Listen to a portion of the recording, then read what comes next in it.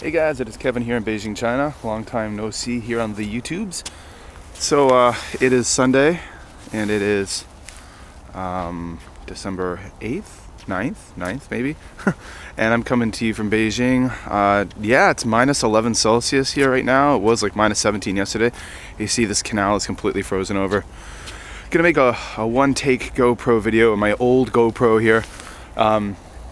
Yeah, some interesting things. So I'm here in the park just to get a little bit of dose of nature. I'm going to use air quotes as nature because parks in Beijing are very well manicured, not so nature-like. But here's an interesting thing. So Beijing is an incredibly dry city, very dry, like basically an urban desert in the wintertime. Last year there was it was 152 days, consecutive days with no precipitation. So to capture that little bit of water when it does fall, I've noticed this, most trees in the city have these like trenches built around them, like a berm essentially, so when it rains they try to, so the water doesn't run off. And you just see all the trees have these are just some pine trees, some Chinese pine trees.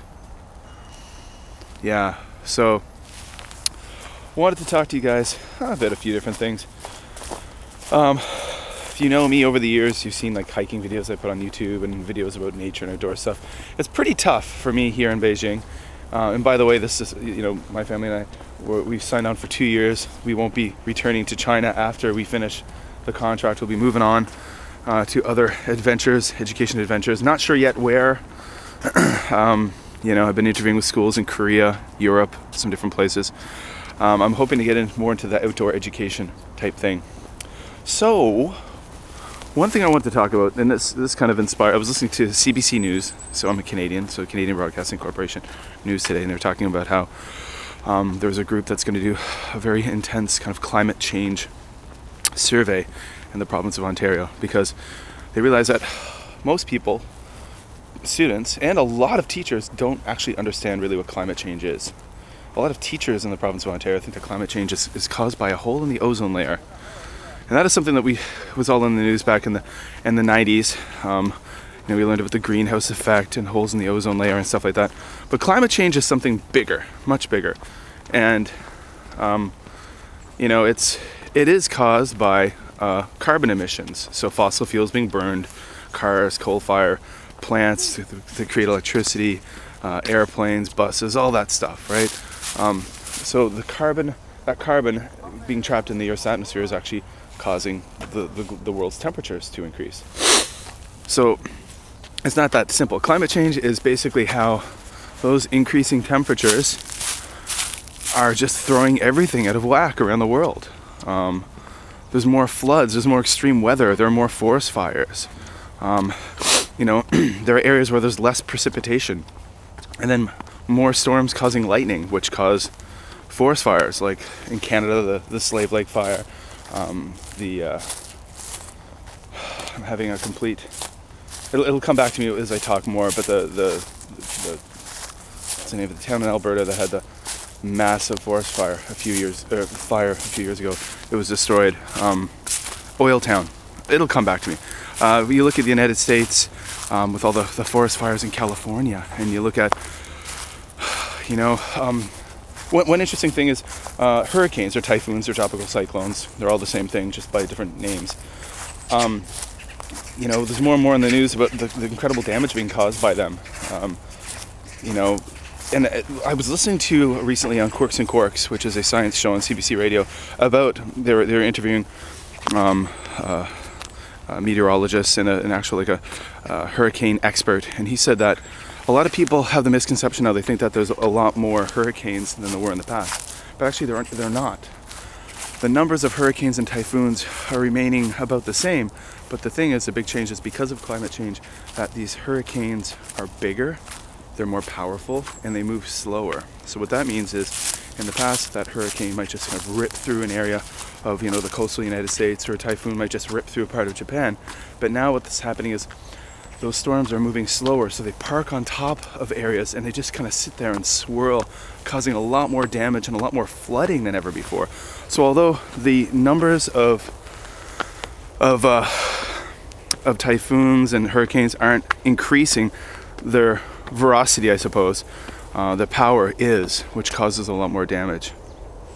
And all that's being caused by climate change. I mean, I was listening to another news story recently from Cape Breton Island in Nova Scotia, Canada, where I'm from, and they talked about how the Bulladree Lighthouse is this iconic lighthouse that you see whenever you drive across the Seal Island Bridge, is almost gone because it was built on this peninsula that has basically been completely eroded because of storm surges, more powerful storm surges than ever seen before, more frequent storm surges.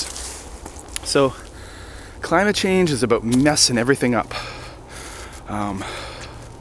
Just more extreme weather, more unpredictable weather, flooding, coastal erosion increasing, people losing houses and homes and communities being destroyed because of that. Yeah, not just to mention all the things like, coral reefs being bleached, and then there's like the whole attack on biodiversity. So you have all these happening, all these horrible weather events. Obviously that's going to affect wildlife and nature, and there are certain critters out there in the world that are disappearing, and biodiversity is all about the importance and interconnectedness of all these different creatures. You pull out one creature from an equation, that's going to affect others in ways that we probably don't even know, not in positive ways. So here I am in Beijing, and one very interesting thing, if you look around this, I'm going to air quotes, forest, and this is what I face here in Beijing, is that there's nothing natural about this. This is a planned park. You can see the way all the trees are planted. There's no branches in the bottom parts. They remove all the branches from the bottom parts. There's no underbrush. There's no bushes growing here, even in the summertime. I know it is the middle of the winter. It's very barren, so to speak. And you can't see them in this area of the park, but in other areas there are, and you'll see them all around Beijing actually, there are trees called sycamore trees, and sycamore trees look very similar to maple trees. And there's specific types of trees that are planted here by the Beijing government because they know that these trees pull a lot of carbon out of the atmosphere, more carbon than other plants, other types of trees would do. So, for example, sycamore trees, which to the untrained eye look very much like maple trees or maple leaves, those trees are very fast growing and they have very big leaves, huge leaves. So those larger size leaves are able to again pull more of the carbon, more of the pollution out of the air. And obviously that's something that they need in Beijing because China is Beijing infamous for its air pollution. By the way, this is all not natural either. This is all handmade, person-made. So yeah. Now one interesting thing about this park, it's called China Park. Although it is a fabricated park, it is a major stopover for a lot of migratory birds that are flying from like Russia, Siberia, Mongolia and all that, making their way south. They stop here for a break. So it's cold. This park is actually a great spot for birding, and there's a little area not too far from here where a lot of birders and naturalists come on the weekends to capture pictures of them. Let's see here. Another type of tree that you'll see all around the Beijing area, all the way out towards the airport and everywhere, that's very uniformly planted are aspen trees. Aspen trees are also very fast growing, remove a lot of carbon from the atmosphere. So, here in China, the Chinese government is very aware of the pollution, and that it's real and that it's not good. China still is a developing nation. But they are doing a lot of progressive things to combat the problem that they've created for themselves. A lot of magpies around today, Eurasian magpies. Those are the birds you hear. I've seen kingfishers here in the summertime, in the spring. They're wonderful to see, so bright blue. Yeah. So what I'm really hoping for is that the next school I'm teaching at is I can be involved in more of an outdoor education kind of aspect, context. That's where my passions lie. Teaching kids about this. Not just the climate change aspect of it. Honestly, doom and gloom is not where you want to go when you're educating young children. You don't want to be like, look, all the polar bears are dying. Look at all these horrible things that are happening. That's not the effective way. Conservationists and naturalists will tell you that. That's not the effective way to win over children and have them take action and do things. It's to teach them how amazing this is. Teach them how amazing birds are and how important birds are and why we need them. Teach them about bugs. Insects aren't scary, they're important. They're important food sources. They're important critters that clean up the icky bits of life. We need them. Teach kids how beautiful stuff is out here. And those kids will grow up to care. Those kids grow up to care about this world we live in. Hopefully they'll take action and do something about it. That's what I want to do. So yeah, not a lot around here right now in the wintertime. Eurasian magpies, Asia winged magpies, pretty tough birds. Sparrows, of course.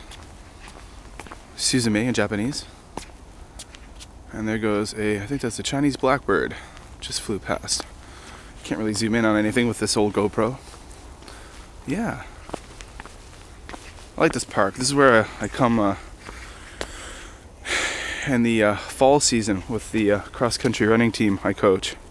We come here running in the park, this park. It's pretty nice for that.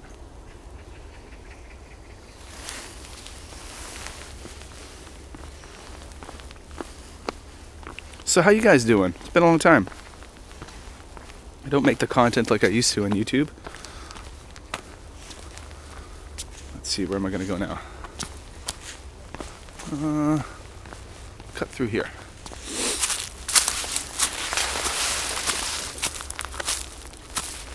So it's cold here, guys. It's winter.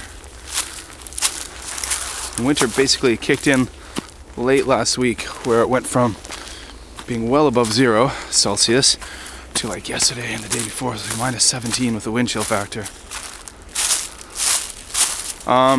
Let's see, winter holiday plans. Family's going to Japan because my wife's from Osaka, so they're going to Osaka, and that's where I was going to be going too. But my father had a very unexpected, sudden health problem a few months back, October, and he was in critical condition in ICU on a ventilator for a long time. He's finally out of ICU, breathing on his own. I'm leaving work about a week early to go and be with my family in Canada for about 3 weeks, so I'll be just going on my own. Very unexpected. Very unexpected. My father just bad luck. So what he got was like a bacterial infection. Just no one saw it coming. No one.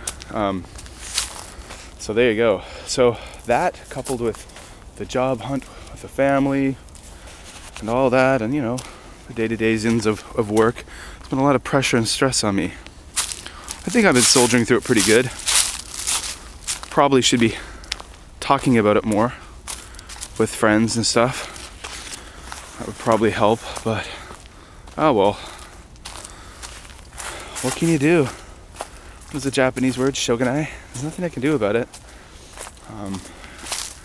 Well, I mean, I guess there's things I can do with the job hunt. I'm working on that. But it's still a bit early to find out what's going on there. Those are interesting. See those 3 buildings? 1, 2, 3? Those are empty buildings. I'm not sure. They were obviously constructed and they were never filled. I don't know if they're apartments or they're supposed to be office blocks. I assume apartments, but they've been empty the whole time I've been here, and they're still empty. And actually in some parts of them I noticed that they're starting to fall apart. Yeah, so here we are back into the park. Again, see those trenches I was talking about to capture water? Yeah, I don't have any kind of, by the way, there is a distinct possibility, if you see something kind of weird and black in the corner of this video, it could be my fingers and my gloves, because I don't have any kind of monopod for this camera. I'm just holding it in my hand.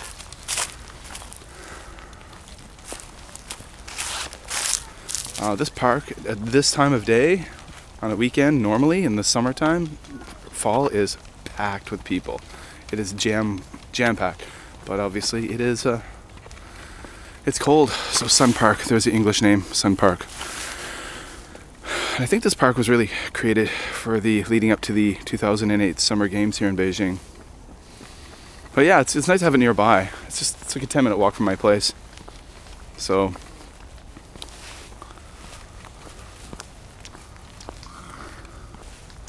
there's a nice sound.